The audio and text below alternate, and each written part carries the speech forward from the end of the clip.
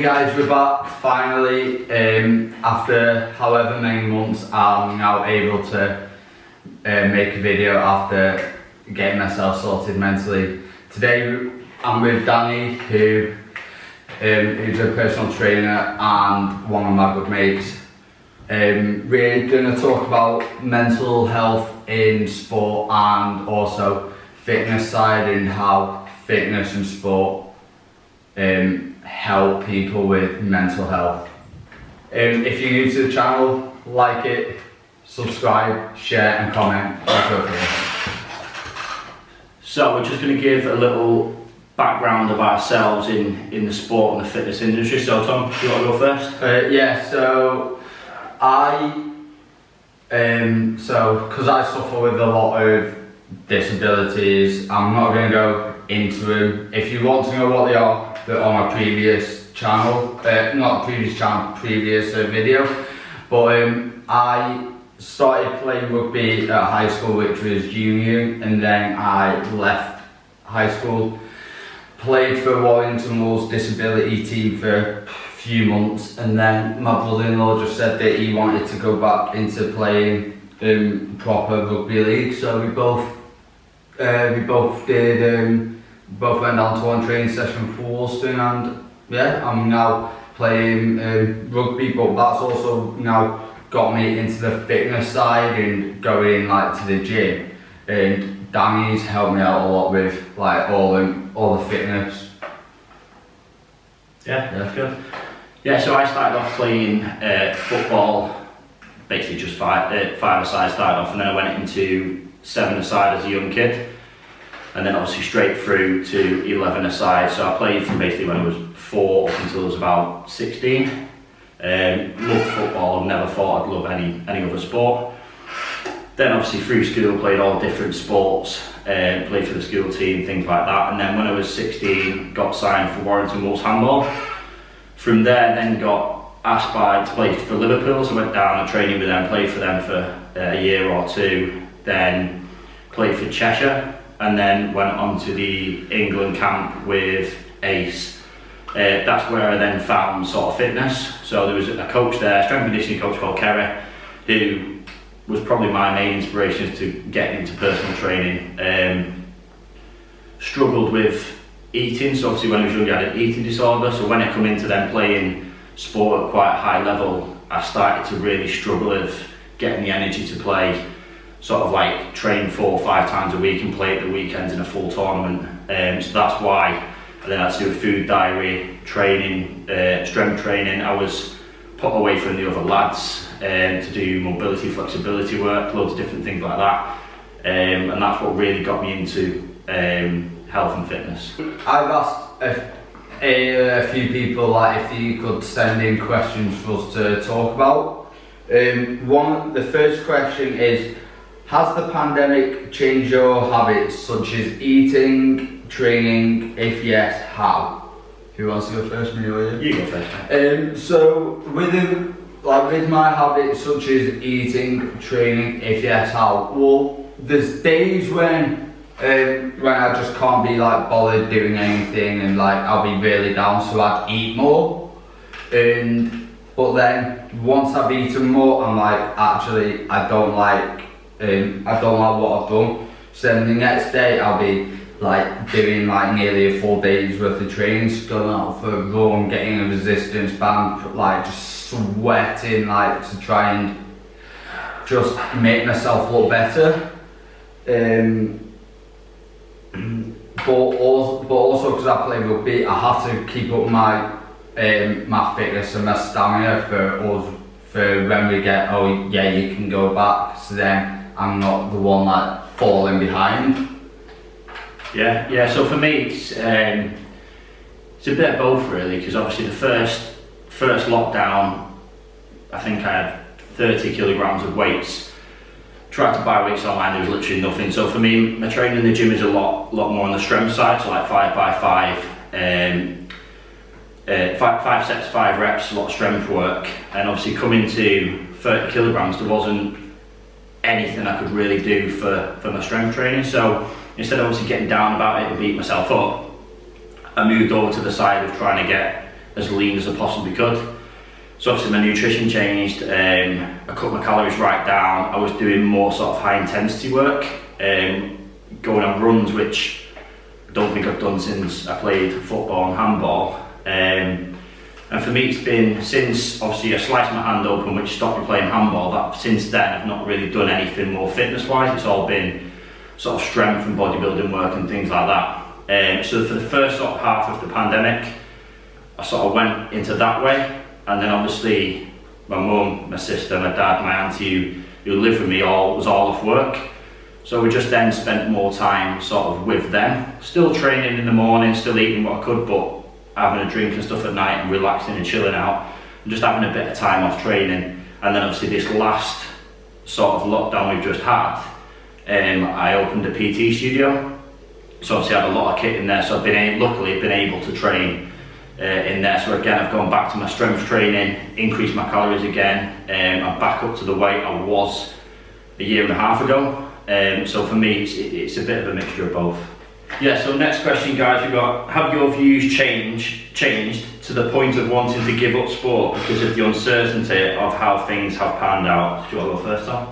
Yeah, so from like the way I am, I'm constantly like, right, I'm going out, I'll get a ball, like all this, all that. But now that Bojo, as I'll call him, like now he said that he no one knows what's going to happen when sport's going to be back. Woolston are saying we don't know if like we're going to get any games, but that also means then that we don't get the funding to keep the club open, so only time will tell about like whether or not that we can actually keep going forward, which we want to, because we are one of like the best rugby league teams in Warrington. I'm not saying that because I play for them, but we've been told we are, and we don't want to give up, but only time will tell at the moment. Yeah, for me, it's a bit different. Obviously, from getting the injury I did, and then I moved completely over to the sort of fitness side of things, and not actually playing sport, but going over to doing the mobility, the strength, the hypertrophy, all that side, trying to build myself back up. And obviously, getting into that environment, your goals and everything do change. So obviously, from 16 years old, I think I was 57, 58 kilograms, and I'm now sat here at 108 kilograms. So it's a massive difference, obviously, where I was there and where I am now. And obviously, if you look in the middle of that, I was around, say, 85 when I was playing handball. So obviously, my fitness was sky high, because that's all I ever did. So if you'd have put me in a gym and said, do, say, bench press at the heaviest you can, it'd have been nowhere near where I am now. But obviously now, if you put me on a handball court, I've probably blown out my arse in the first 10 minutes. So it's obviously, sport is one thing I do want to get back into. So last year or the year before, I just went playing 7-a-side in Winsford with one of the guys I used to work with, and that just boosted my mood so much. So every Sunday it was an hour's game, maybe 2 if a team had turned up, you jump into another team, and it's just 2 hours of football, which I love. Don't get me wrong, I was knackered, but it's something that I do love. And again, with like playing handball, I do want to go back to that side. But obviously at the minute I'm just concentrating on sort of working my body, changing my strength, doing all different things that side. But my mindset's always in improving and hitting targets and this and that. So if we do have a target of going playing back sport again, 100% I'll do it. That we have, or question number 3, is how do they provide the resources for people with mental health issues? So I know, like, for me playing rugby with Warrington Wolves and Woolston, there's a sport mental health charity called State of Mind in Sport, and it's basically harnessing sport and trying to punch out basically like all of like the mental health that people are going through. So if like an athlete like myself was proper feeling bad, we'd reach out to them and they'd message you, talk to you, get in contact with your club and go like, and just try and like offer support the best way they can to make sure that your mental health is getting better. Yeah, so I think nowadays, in life as well, but in sport, I think it's coming out a lot more. I think there's a lot more out there now that you can reach out to people and they are there to listen to your views. So there's quite a few examples, like the Clark Carlisle Foundation. So obviously, Clark Carlisle was an ex-Burnley player who obviously tried to commit suicide and he's now come out of the back of it miles better. And he's out there now helping others. Other examples are obviously the famous one is Gary Speed. Obviously didn't want to come out and obviously took the wrong route of that, and that's where I think you sort of got to think, well, if he had that help there, would we still be here now in this situation? But yeah, I think it is a big one coming into sport now. I think there was a young guy recently, I can't remember who he played for, who got released from a club and ended up committing suicide. I think there needs to be more done to help these people out, no matter what your age, whether young or older into your career, coming near the end, or right in the middle. I think all sort of ages need help with. Obviously, if you're getting released at say 16, 17 years old, if your dream was to play football and that's all you've ever wanted to do, then that's going to be a big hit, and obviously you might not have done anything else or thought of another career. So as soon as you come out, like, you can be sat there thinking, well, what do I do now? And obviously middle of your career, an example at the minute is obviously Jesse Lingard's been out of the team for God knows how long. He could have literally put his head in the sand and gone, oh, I give up. Instead he stuck at it, he's hit everything hard. He's now gone to West Ham and he's scoring goals left, right and centre. And then again, coming to the end of your career, if your career's finishing, you think, right, football's my everything, rugby's my everything, tennis is my everything, whatever it is, I've now got to retire. Routes to go down, there's obviously loads of routes, but you might not want to do that, so there obviously needs to be help sort of there as well. Yeah, and on the back of what Dan said about like someone who, like, he can't remember the name of, like, took their own life and stuff. A guy who I played rugby against, fantastic player for Ireland Rugby League and a lot of the Warrington clubs. He just recently got married and he was a cracking player and suffered with mental health and took his own life basically. And knowing that has just made a lot of the rugby teams now aware of it and just reaching out. Yeah, it's like Tom said on that one. It's a bit of a weird one when it's closer to home. So the guy we're talking about, I never was close to sort of in my older years. We grew up on the same street. We used to play football together in the street. But since moved house, never really spoke after that. And it's just, I think it really does hit a lot harder when it is closer to home. How does mental health affect your play/training? So do you want to go first, Tom? You can go first. I'll go. Yeah, so never used to. So obviously playing football, I think I was just that into it that I just wanted to get on that pitch, just wanted to play, I was comfortable on the pitch. Was it in, not sounding big anyway, but I felt like I could score, felt like I could do this, felt like I could do that. And I think that obviously plays a big part on how you do perform. You see Premier League players now going through bad patches, sort of moving to a new club and not hitting it off straight away. I was at the same club for sort of 13, 14 years. Got to know all the guys well, knew the coaches. I was just comfortable with who I played for, and I think it goes down to how you want to perform as well. So obviously, like, my dad would tell you this a lot, but I did go through stages where I would lose my temper a lot, and he'd go mad because he'd have to pay for red and yellow cards. So it's one of them as well. Some days you do just not have a good game, but obviously from the first whistle, my mindset was on winning and this and that. If the game didn't go well, that's when I'd sort of lose it a bit. But it would only take sort of a goal or a good challenge or this or that to sort of bring me back up to where I wanted to be. The big change for me was when obviously I moved to handball.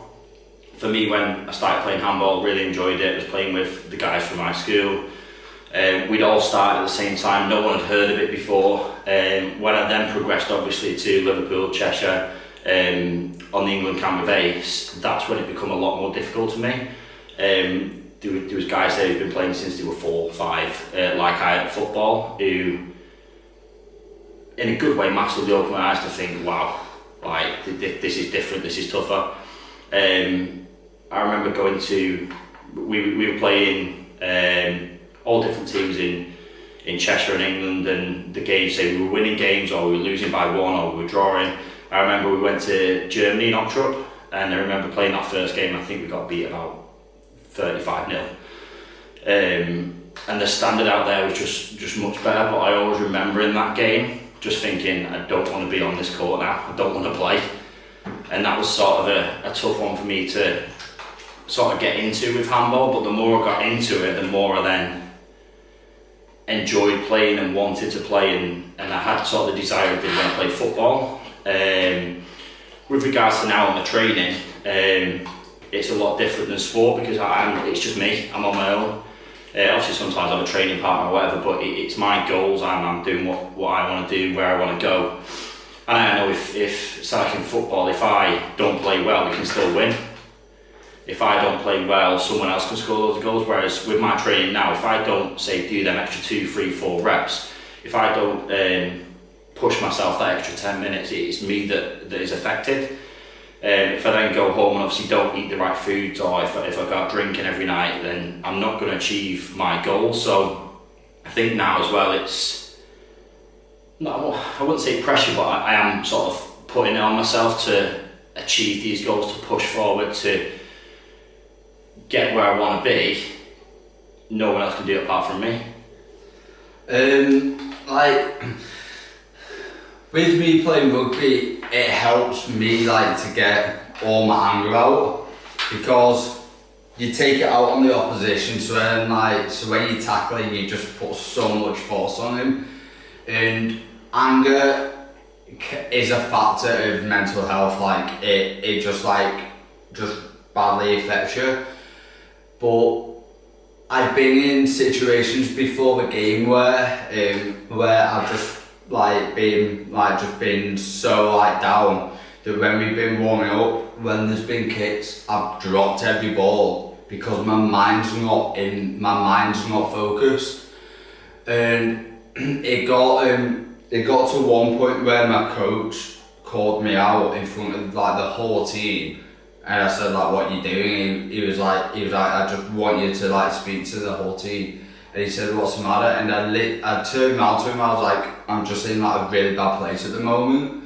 And they all just said, look, if you don't perform well today, you'll perform well next week. It's just that encouragement. And each week my performance just got better and better and better. But it's if you don't take that anger out, your mental health will start building. I had counselling when I was at college, and the counsellor turned around and said, so you have a pot of steaming water, you put a lid on it, it's just going to bubble, keep going. So the minute where the lid's going to fly off and the water's going to bubble over basically, and that's literally what mental health is like. You're just letting everything get on top of each other. I completely understand that. It's with me, going back to say football, it was, I never did well with compliments from other people, because in my head I could always do better. So it was someone would say, oh, you played really well today, man of match, this and that, and I'll go back to that chance I missed in the first half, and that's what we'll play. That's my mentally wise, but that's what played on my mind. So I can score a hat trick in a game, we can win 3-0. But if I've been through on goal and missed an opportunity, that's what then played on my mind. So with me, it was more of I hated losing. I just wanted constantly to win, and that can go both ways. It's really good, but it's also really bad. So it was like, my mum used to say she hated Sundays because we'd play football. We'd wake up in the morning, obviously everything would be fine. We'd go and play football, and if we lost, or if I had a bad game, or if I got a red card or whatever, me and my dad either wouldn't speak or we'd argue or whatever, and my mum hated it. It was just an atmosphere on a Sunday. But then on the other side, some Sundays it was the best thing ever, because we'd won, we'd had a great game, and this and that. But then again, like on the side of what Tom was saying, like you get that anger sometimes, and for me it would affect my game, as in I'd make a challenge when maybe I shouldn't have, or I'd make a challenge too reckless or too hard or whatever, and that's where then obviously you need to sort of pick yourself up in them angry times and think, right, instead of doing a challenge, I'm just going to smack this ball as hard as I can as soon as like when I shoot. And sometimes that can release the anger. You might miss, you might score, whatever, but I've been in games before where first half I've done nothing, I've been angry with myself, come on the second half and I've scored 3-4 goals, and it's one of them. It's like, for me, it was, if I put a good ball through and someone had scored, that'd pick me up. I'd prefer that to scoring. But it's just sort of releasing that anger in the right way. It's like, I've got a client, obviously that I train in hard labour, and it's, his anger is, we'll go on the punch bag, we'll put heavy weight on the bar and say, right, 6 reps on this, max weight. And he'll get to 4 and he'll go, I can't do it. It's like, you can do it, and that's where his anger comes out. Feels miles better after every session. Everybody's different. Some people do yoga, Pilates, whatever, just to relax the mind rather than getting that anger in there. But again, like I say, everyone's different, and it's just finding your way of either releasing that anger in the right way or toning it down. Like, what Dan was saying about like bad challenges, I got red carded. It is bad, but I got red carded for back chatting the ref on a tackle that I did. The guy ran at me and I just like dump tackled him. I shouldn't have done it because it can like break the neck, but I did it because I was that angry that I just needed to take it out on someone, and the ref the ref sort of gave them a penalty, and I questioned him as to why, and then just got into a massive argument, and I squared up to the ref and then just got red carded because I was that angry. I squared up to the ref. Yeah, it's that, like you say, it's that bit where you sort of lose it. And it's like, there's been times before where I've made a challenge and I might get a yellow or a red card, and my dad wasn't annoyed at me, my coach wasn't annoyed. It's because I've gone to make that challenge. I've not been angry, I've just made a challenge and been sent off. It's when you sort of make a challenge a bit of a rash one, nothing's wrong there, but then you kick the ball away, or you, like Tom said, argue with the ref. That's where that needs to sort of cut back, because you can make a challenge and not get carded. The game carries on, you stay on the pitch and you score and you win the game, or you can kick the ball away and get sent off. You can argue with the ref and get sent off, and that's your game done then. And it's not only in sport, it's not only you that then is affected, it's the team. At that, like football, you're down to 10 men, and everyone that's played football knows if you go down to 10 men, it feels like there's 4 against 20. Like there's a massive space that you've got to cover, and you get knackered out, and more than likely the other team is gonna sort of gain more possession and win the game. But like I say, it's controlling that anger to think, right, no, I won't do that.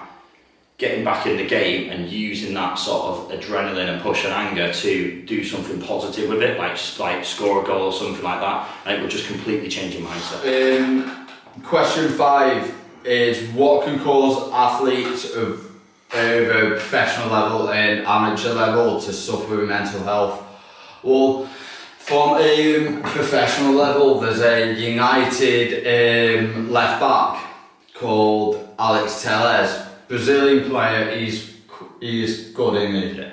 and he had one bad game, and people jumped on social media to slate him and slate his family because from where they come from, which is Brazil. And he came from a really poor side of Brazil when he was a kid, and people were slating like his culture, his country, his family, and himself for one bad performance. And people doing that can affect your mental health because you don't think you're good enough. Yeah, I completely agree with that. I think it's been in the news a lot sort of recently about kicking racism out of football, obviously taking the knee and things like that. And again, going back to United, we had obviously the Marshall, Twanzebe, they got sort of racially abused. You've had obviously Anton Ferdinand, he's been involved with it all and things like that. I think it does have a massive impact on your game. Obviously, I've seen a lot of people out there say, oh, just ignore it. And when you're getting, say, 100 tweets a day, calling your name, saying you're this, saying you're that, no matter how you feel you've played, you're just gonna feel crap about yourself. Yeah. I get, like, don't get me wrong, I'm obsessed with football. I love Man United. Like, I'm no words to say about it, but not one part of me would go that deep to be that annoyed at someone for the way they played. And it's like with Twanzebe, if he wasn't on the pitch against PSG, we'd have lost that game. But then because he's had a couple of bad games, they're now completely turned on him. Obviously that's gone obviously onto the racism side, but it's the fact of like getting into sort of bad form. It's not easy coming out of that. So it can massively affect every sort of way you play, your training, just everything involved in it. Yeah, so the next question we've got is, do different sports impact your mental health in different ways? I think this would be a pretty quick one.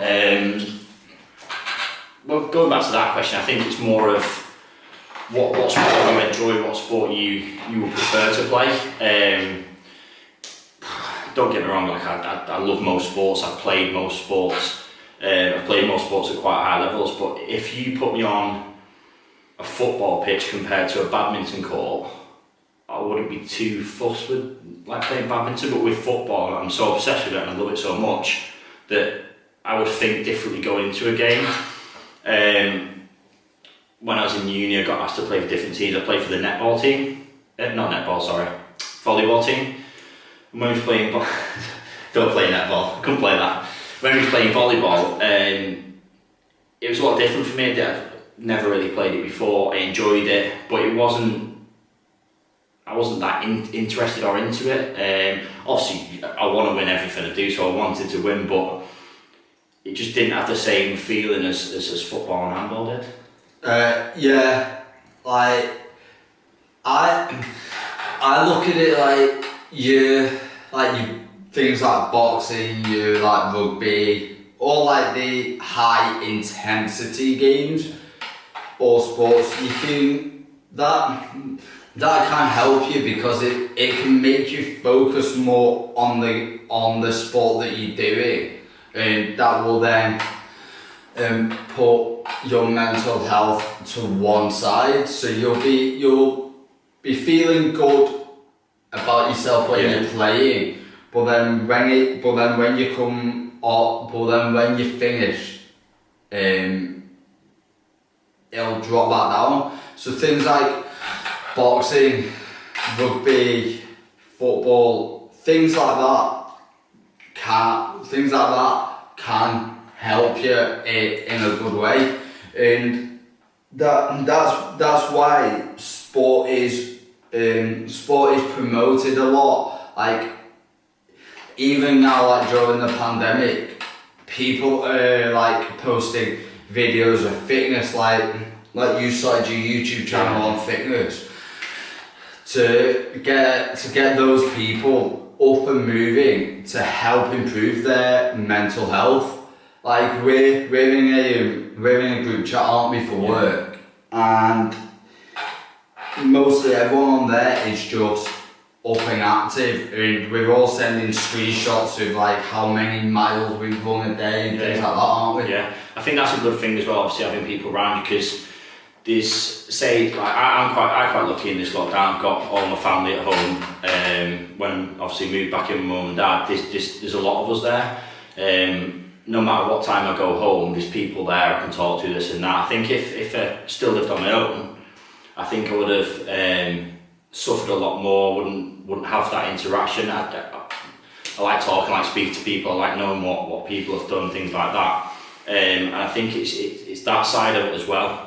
We're going back to sort of the sports side, and I think like Tom was saying, like the high impact sports, high intensity sports, I think that can go one of two ways as well. It's obviously, you can release your aggression on that, you can release your adrenaline, but you've got to do it in the right way. Yeah. If you go back to badminton, there's no contact, you're just on your side of the court. The only adrenaline you've got is to whack it as hard as you can.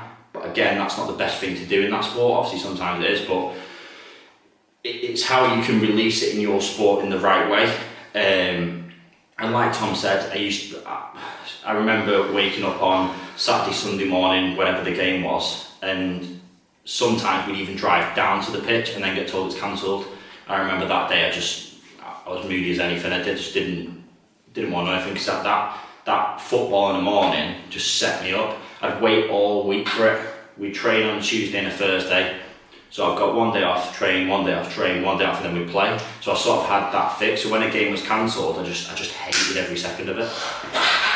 So guys, next question we've got is, how does getting dropped from a team or not being picked for a team affect your mental health? Do you want to go first? You can. Yeah. So I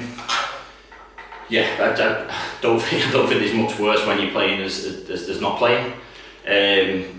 I was quite lucky, obviously, when I played football, that I was the captain, so 99% of the time I was in the first team, I did get picked.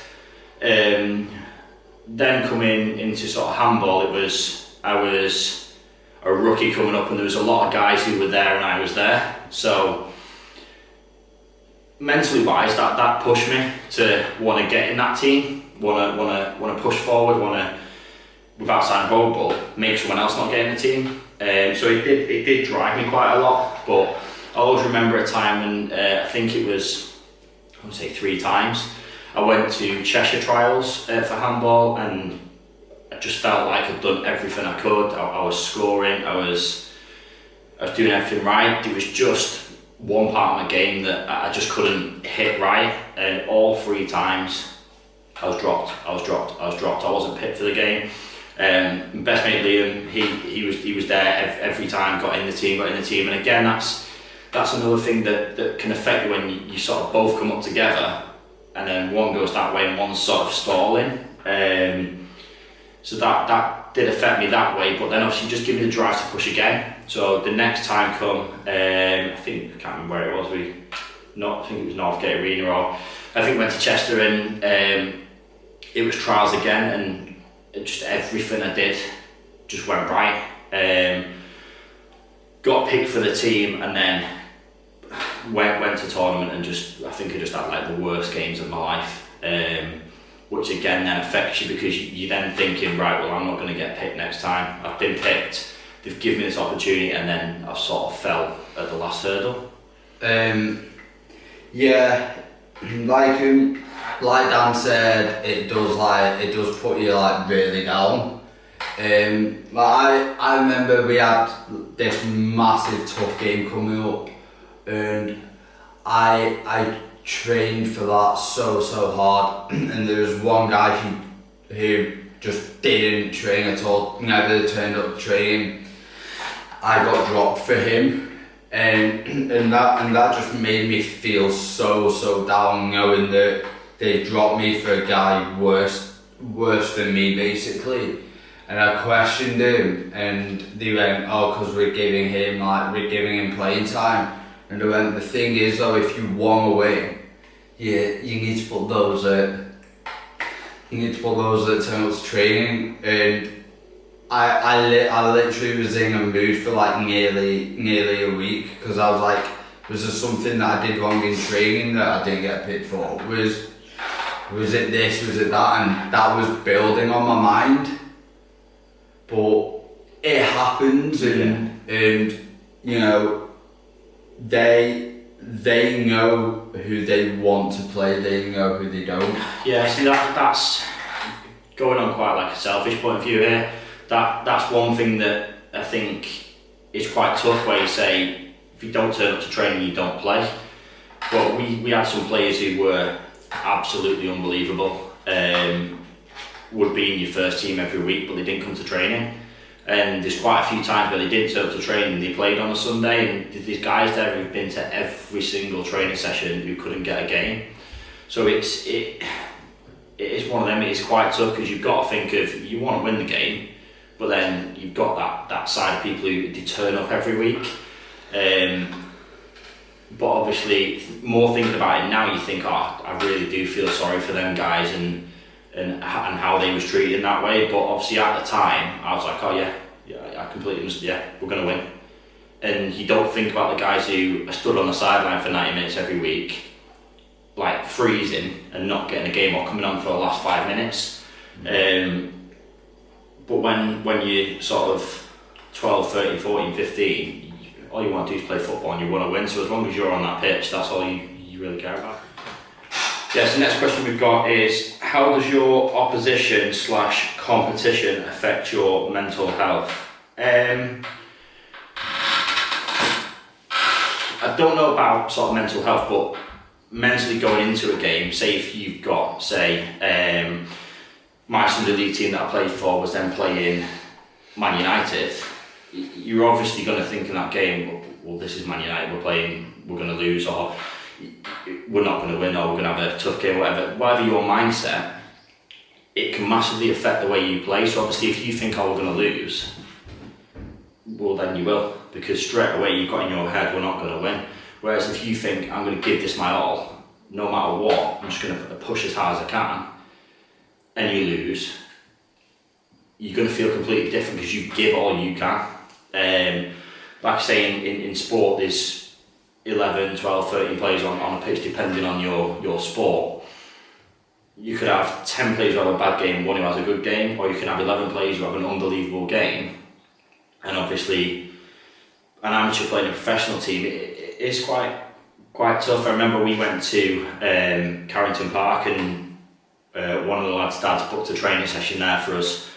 And I can't remember what team it was. I don't know if it was an academy team from United or whoever it was, but they was training. They offered us a game at the end, and obviously for us it was just, we were playing, so we just played them. I think it ended up something like 5-1, 5-2 to them. And then after the game, when we realised who they were, I think we all sort of thought, wow, we've done well against them.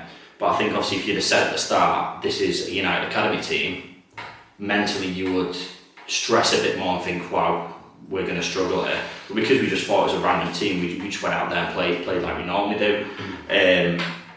Sort of going into sort of me now doing my training and in the gym and this and that, unless you're, well, even when you're competing, it's not good to look at opposition, competition, things like that, because then you'll start stressing. You've just got to become the best version of you and put that out there, and if you lose, you lose, but you give it your all. If you've not given it your all, then that's your own fault, so just push obviously as hard as you can. Yeah, going on from what Danny said, like, because I'm playing amateur, so if I were to, like, if Wolston were to step up at Halliwell Jones and play Warrington Wolves, we'd all be nervous or be shaking and things like that, because we want to play well, but knowing that we're against a professional side, that's going to be in our minds. Yeah. And that being on your mind is going to then cause loads of trouble for you on the pitch. Your decision making, for one, your handling of like whatever, like it could be football, rugby ball, whatever. That'll be bad as well. So that will have a negative impact also of how you play and have a negative impact on your mental state. Yeah, definitely. Yeah, so next one, how does your preparation affect the way you perform? And then you've got amateur/professional. So do you want to go first? Yeah, so with the way us at Woolston perform, so we all get into a group and then the coaches go, well, this is what you did at the weekend, this is what you did do on the weekend, what you did do well at the weekend. We're going to focus on that and then go, right, we're playing this team. If they're a good team, they'll make the training session hard because they want the best out of you, like to beat the better team. But if you didn't do something well and you were playing if you're top of the league and the team that we were playing were bottom of the league, we wouldn't put that much effort into the training because you know, and I know this sounds selfish, but you kind of have an advantage over them. Yeah, I get that, and I've had that before with football. There was a team in the league, and I remember everyone was miles ahead of them, and we were top of the league. And I remember we knew we had them on a Sunday. And going back to what Tom said, I think we sort of went too easy into the game. And I remember we went 1-0 down, and everyone just sort of looked at each other and was like, "Wow, like we're 1-0 down there." And in the end, we did win. I think we won the game about 9-1, 9-2. But it was that sort of first coming out of the blocks that we went 1-0 down. That's because we wasn't mentally focused on the game. We wasn't into the game because we all thought in our heads, this would be a doddle, this game. And straight away it was too relaxed coming out of the blocks. Going back to the question, obviously I've been in different levels of sport. Starting for football, Sunday morning I'd get up, mum would make me a bacon butty and then I'd go and play. There was no sort of real preparation. When I trained, obviously was in school all day, went home, watched TV for a bit, went and trained. Going on to then obviously England handball, an example would be when we went to Aarhus in Denmark on a training camp, and that was, everything was regimented. We was up at a certain time, we had to be at breakfast at a certain time, we had to wear, so we had a tracksuit, shorts, red top and white top, and obviously the captain would say, right, red tops tomorrow. So at breakfast you had to wear certain attire. Anyone that didn't, not listen, whatever, would get punishment. So it was all sort of, you had to do this and you had to do that, and it does make your mindset work a lot more. So every day, urine samples, so we'd leave a urine sample outside our door, they'd get checked, right, you're not drinking enough water, you're not this, you're not that. We'd have to then do that, so there was no sort of getting around anything. Halfway through the game, so in handball, it's not like football. If you get subbed off, you can go back on. So it's constant, just chopping and changing. Sometimes when you come off, you get a prick in your finger. They check the blood sugar levels, your salts and things like that. Again, they could tell if you've not had the right nutrients, the right this, the right that. Every training session we had on a Friday with strength and conditioning, we had physios there, we did prehab, we did mobility, we did all different types of training. We did caliber testing, we did everything like that. So obviously on that camp, you was up at this time, you were bed at that time, and the first sort of couple of days you're chatting away at night and this and that, and then you soon realise, right, I need to go to bed now. Because it's like you'd wake up at 6 and you're out for a run. You was having an ice bath. Again with the food, so I remember sitting down the first day and looking at the food and thinking, oh my god, I cannot eat this. I used to be quite fussy with food, so it's just getting into that routine and then going back to sort of playing for an amateur and playing like a professional. If them two play each other, the professional has had so much more preparation and this and that, just because there's more money involved and it's easier for you to do that. Amateurs, say in football, they've got jobs, professional, that is their job. So it's going through sort of that route as well.